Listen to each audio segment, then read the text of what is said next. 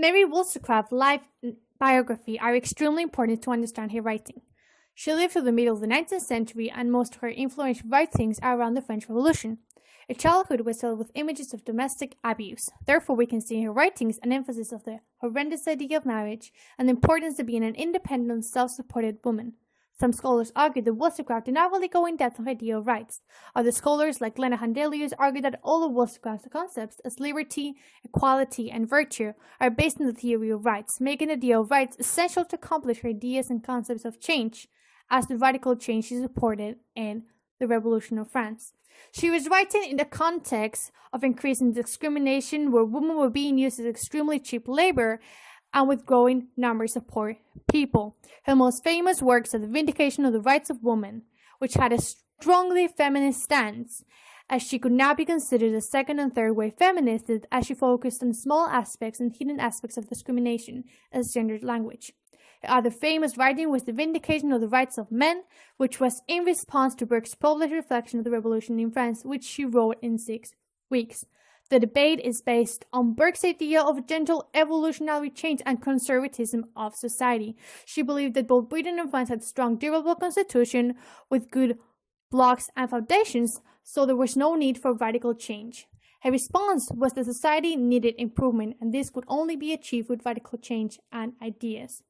She believed on the benefit of structured education, but also co-ed education. Girls and boys should enjoy the same education, because she agrees that there are a lot of uneducated silly women in society, but she says that the only reason is because they're deprived of the necessary education and tools for it. She's a rationalist, so she believes that the rights come through reason and are natural, and they should not be given or limited by the state. Therefore, she believes on the right of representation in a state. She says democracy is at the heart of legitimacy. She supported women's suffrage in France, and her vision was that women and men should be active, equal citizens. So she accepted that it was legitimate for women to do woman work, but she was against the subjugation of women in the private sphere. Therefore, she believed in the liberty in both the private and the public sphere through the medium of rights, because she believed that all of these concepts she thought they were essential for change would never be able to be achieved without the theory of rights to implement them. Although she never did have emphasis on the idea of human right, we can see throughout the work that in the modern times she would have been considered an activist for this idea.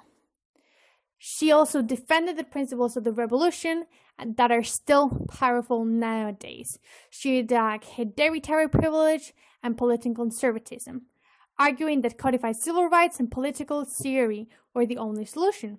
She highlighted Burke's general language, which still nowadays is a problem under the feminist wings.